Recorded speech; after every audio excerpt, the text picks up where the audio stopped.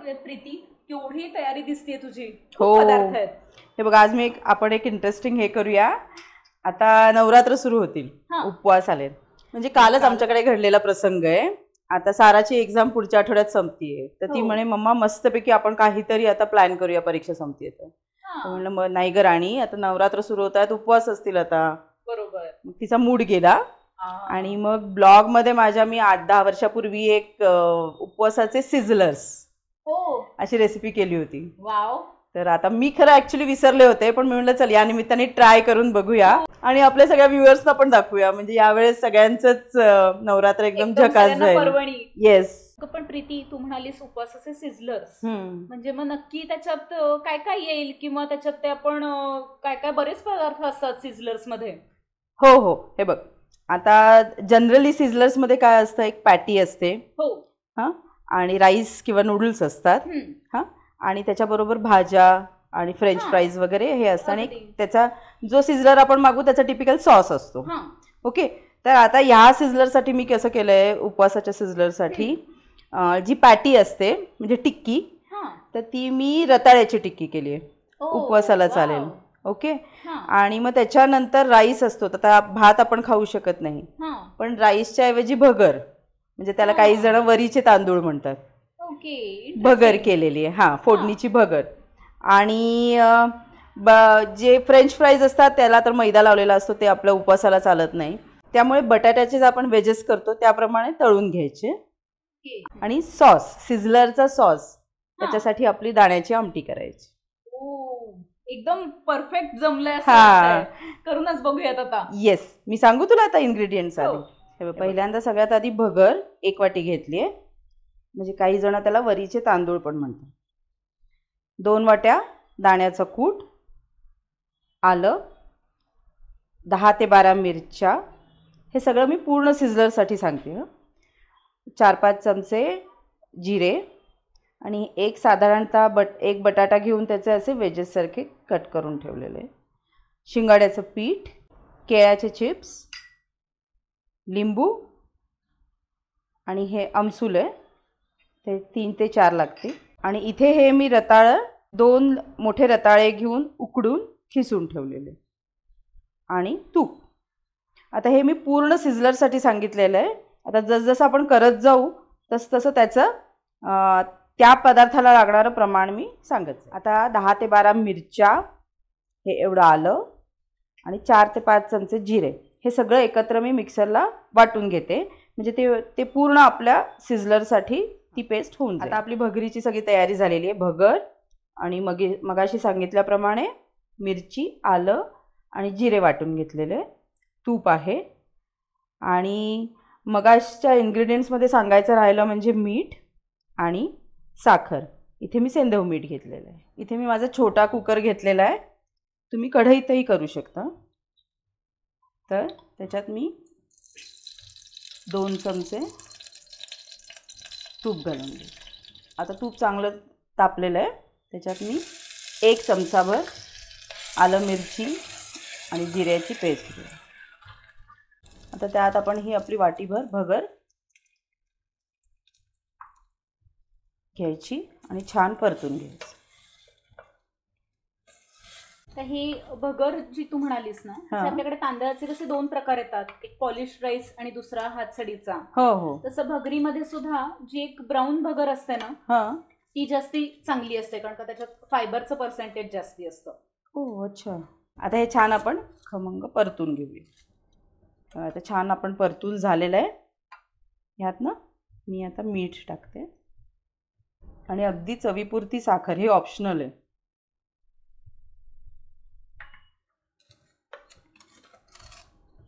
आता 1 कप सुरू आहे ना? हो. आता 1 कप भगरीसाठी मी इथे 2 कप पाणी टाकते. तुपात परतून झाल्यावर असा मस्त सुगंध त्याचा.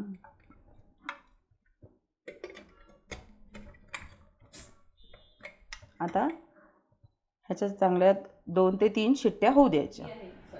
आपण इथे जी भगर घेतली आहे त्याला आपण भरड धान्य म्हणतो, म्हणजे पारंपरिक असलेली ही भरड आजकालच्या जमान्यात तुम्ही त्याला मिलेट्स म्हणून ती प्रचलित आहे. पण आपल्याकडे हे खूप पूर्वीपासून चालत आलेली गोष्ट आहे. कारण का भगर हा एक खूप कॉम्प्लेक्स कार्बोहायड्रेटचा प्रकार आहे, जो तुमचं ते पचन व्हायला बराच वेळ घेतो. त्यामुळे ह्याचा ग्लायसेमिक इंडेक्स खूप कमी आहे. सो ग्लायसेमिक इंडेक्स कमी आहे म्हणजे काय, तर शरीरामध्ये आपण कुठचंही अन्न खाल्ल्यानंतर त्याची जी साखर होते ती साखर होण्यासाठी लागणारा वेळ, आणि ह्याचा कॉम्प्लेक्स पार्ट असल्यामुळे ती हळूहळू रक्तात साखर मिसळली जाते. त्यामुळे डायबेटिक लोक सुद्धा भगर अगदी आनंदाने खाऊ शकतात. दुसरा ह्याचा महत्वाचा पार्ट येतो की भगर हा ग्लुटन फ्री आहे. त्यामुळे ज्यांना ग्लुटेनची ॲलर्जी आहे ती सुद्धा लोक भगर खूप इझिली खाऊ शकतात.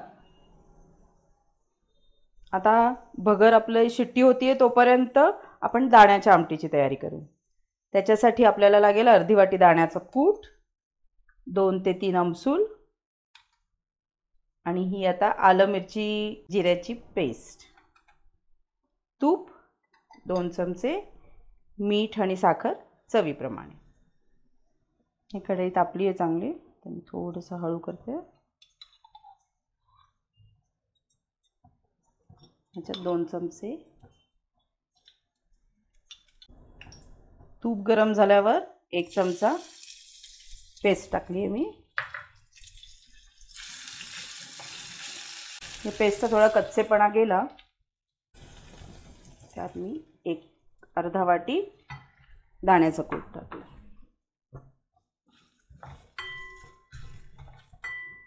यावेळेस गॅस अगदी मंद हवा.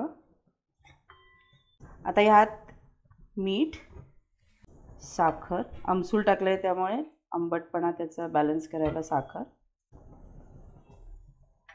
आता मी यात पाणी टाकते.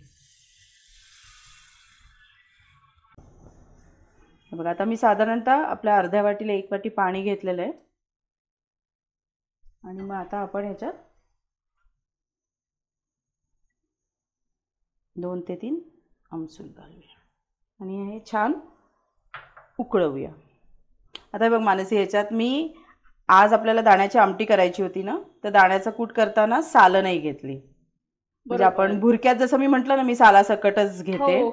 तर पण मग ते अगदीच मग तो खूपच डार्क ब्राउनिश कलर येतो. त्यामुळे मग मी आज इथे सालं काढून दाण्याचा कूट घेतला.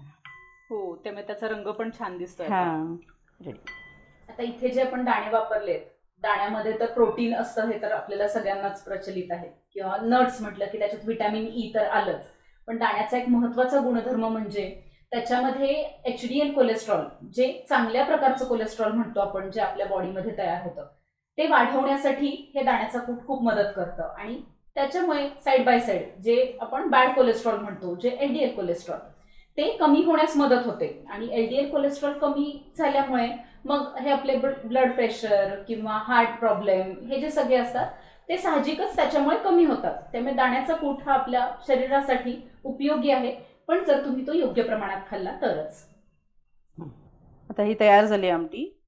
ही साधारणतः एवढ्या कन्सिस्टन्सीची पाहिजे, म्हणजे मग आपल्याला सिझलरचा सॉस म्हणून वापरता येते. हा, म्हणजे ती चांगली थिक झाली. हां, थिक झालेली. आता आपलं भगर आणि आमटी झालेली आहे. आता टिक्कीसाठी लागणारं साहित्य: उकडून खिसलेला रताळ्याचा खीस 2 वाटी, आणि साधारणतः अर्धी वाटी शिंगाड्याचं पीठ, शॅलो फ्राय करायला तूप, आणि आलं मिरची जिऱ्याची पेस्ट आणि मीठ. आता आपण ना पॅटीसची तयारी करूया.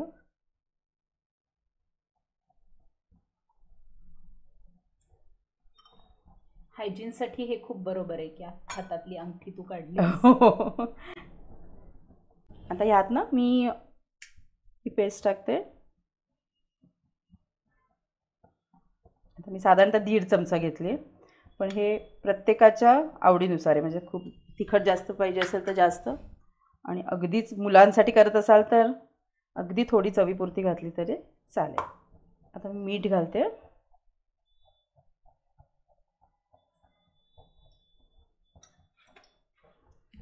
आणि आता हे शिंगाड्याचं पीठ ॲज अ बाइंडिंग एजंट म्हणून घालते. तर ते थोडं बघतच कालवत घालायचं.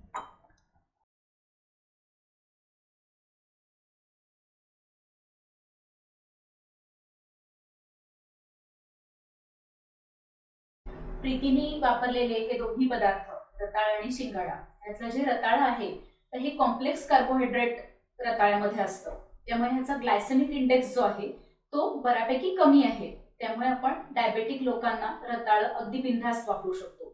दुसरा महत्वाचा रताळ्याचा गुणधर्म म्हणजे रताळ्यामध्ये मॅग्नेशियम असतं. तर साधारण ऑक्टोबर सप्टेंबर हे महिने तुम्ही बघितले तर ह्याच्यामध्ये हीट जास्ती असते. तर सूर्यप्रकाशामधून येणारे जे युव्ही रेज असतात त्याच्यामुळे तुमच्या स्किनला सुरकुत्या पडतात. तर हे सुरकुत्या घालवण्याचं काम हे रताळ अगदी उत्तम करतं. आता दुसरा जो प्रकार आपण बघितला तो आहे शिंगाडा.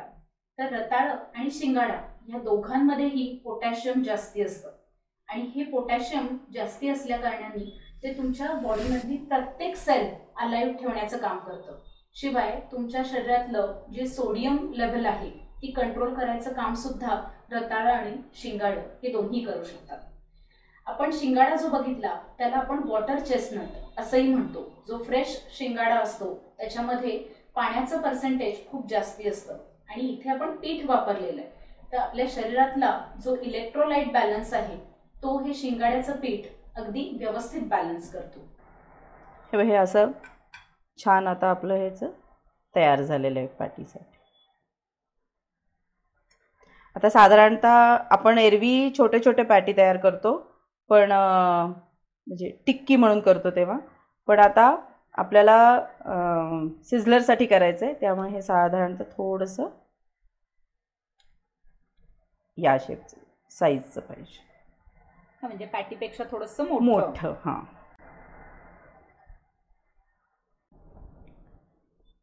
आता एक दुसरी पण करून घेते मी.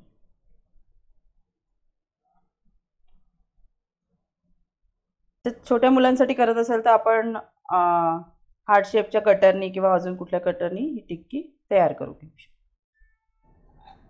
आता शॅलो फ्राय करायला तवा तापलेला आहे, तूप घातलं. आता मी हे थोडंसं ना पिठाने डस्टिंग करते, म्हणजे चिटकायला नको. एरवी आपण जे पॅटीला किंवा टिक्कीला ब्रेड क्रम्स लावतो ना त्याच्याऐवजी असं करून. आता इथे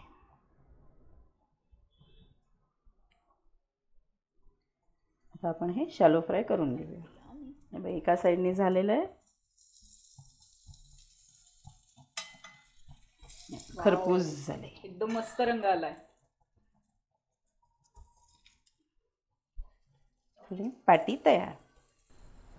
हे बघा, आता ह्या जे कापलेले होते ना आपण बटाट्याचे वेजेस ते मी शॅलो फ्राय करून घेते आता. म्हणजे आपण फ्रेंच फ्राईज करतो तसं. हां, म्हणजे मग ते क्रिस्पी आपल्याला एका साईडला देता येतील सिझलर्स.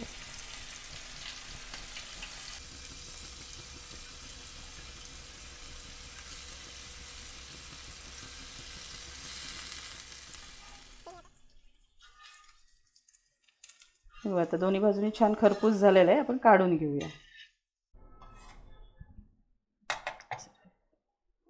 हे बघ, आता भगर तयार झाली आहे. ह्याच्यात मी अर्ध छोटं लिंबू पिळून घेते.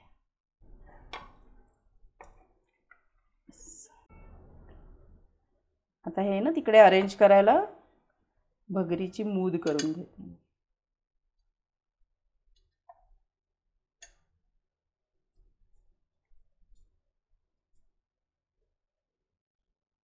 आता आपले हे सगळे सिझलरसाठीचे जिन्नस तयार झालेले आहेत. मी थोडंसं मीठ भुरभुरून घेते याच्यावर. तुम्ही हे सगळे आयटम्स तयार करून ठेवू शकता दुपारी, आणि मग संध्याकाळी गेस्ट येणार आहेत किंवा सर्व करायच्या वेळेस ते परत एकदा थोडंसं गरम करून आपण सिझलर प्लेट तयार करू शकतो. हे बघा, आता मी इथे तवा तापत ठेवला आहे सिझलरचा, तो थोडा गरम होऊ दे. ओके, हा सिझलरचा तवा आणि हा ट्रे आहे. या तव्यावर सगळं आपण गरम करून अरेंज करून सिझल करायचं आणि हा ह्याच्यावर ठेवायचा, म्हणजे गरम गरम आपल्याला सर्व करता येतं. आता ना मी हे खाली इथे ना हे बनाना चिप्स टाकते. त्याच्याने अगदी डायरेक्ट आपलं बाकीचे सगळं खाण्याचं तव्याशी डायरेक्ट हे होऊन जळण्याची शक्यता कमी होते. म्हणजे आपल्या नॉर्मल सिझलर्सला जे कोबी वगैरे घालतात बघ, हा, खाली ते एक लेअर दिलेला हा. असतो त्यांनी. किंवा मग आपला सिझलिंग ब्राउनीला तर पायनॅपलचं एक चकती असते ती, हा. त्याप्रमाणे. आयडिया मस्त आहे ग ही. अरे ते नंतर लागतात पण खूप छान क्रिस्पी. आता तवा प्रॉपर गरम झालेला आहे. आता आपण सिझलर अरेंज करूया त्याच्यात.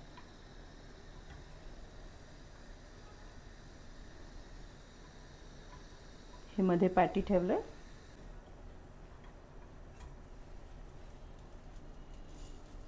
इकडे आपण सिझलरचा जो राईस असतो त्याच्याऐवजी आपण इथे भगर घेतली. ज्यांना साबुदाणा खिचडी पाहिजे असेल त्यांनी इथे साबुदाणा खिचडी पण ठेवू शकतात, पण हेल्दी ऑप्शन म्हणून मी भगर ठेवलेली. हा, कारण का साबुदाण्याचा ग्लायसेमिक इंडेक्स हाय असतो, त्यामुळे तो डायबेटीस लोकांना चालत नाही. सो इथे तू केलेली भगरच एकदम योग्य आहे. बरोबर. चल, म्हणजे आपले हेल्दी सिझलर्स पण होत आहेत इथे. आणि इथे हे फ्रेंच फ्राईजच्या ऐवजी आपण हे असे बटाट्याचे काप ठेवलेले. आता इथे जे आपण पोटॅटो वेजेस ठेवले, तर ज्यांना उपवासाला गाजर, काकडी, बीट जे काही चालतं ते तिथे आपण ॲज अ सॅलड ठेवू शकतो. आता हे गरम गरम मी इथे अरेंज केले. आता ना ते सिझल व्हायला मी इथून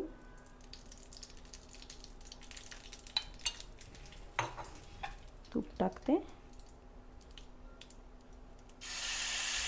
आला आवाज? अरे वा. आणि हा आपला गरमागरम सॉस त्याच्यावर. आणि तुम्हाला जर उपवासाला चालत असेल तर त्याच्यावर थोडीशी कोथिंबीर. वाव, मस्तच दिसतंय. गरमागरम सिझलिंग उपवासाचे सिझलर तयार. वाव, मस्त एकदम वाफा येत आहे. येस. खूप सुंदर दिसतंय. आणि वरुण राजाच्या कृपेने आता हवा पण चांगली आहे, तर चला आपण सिझलरचा आस्वाद घेऊया. अगदी.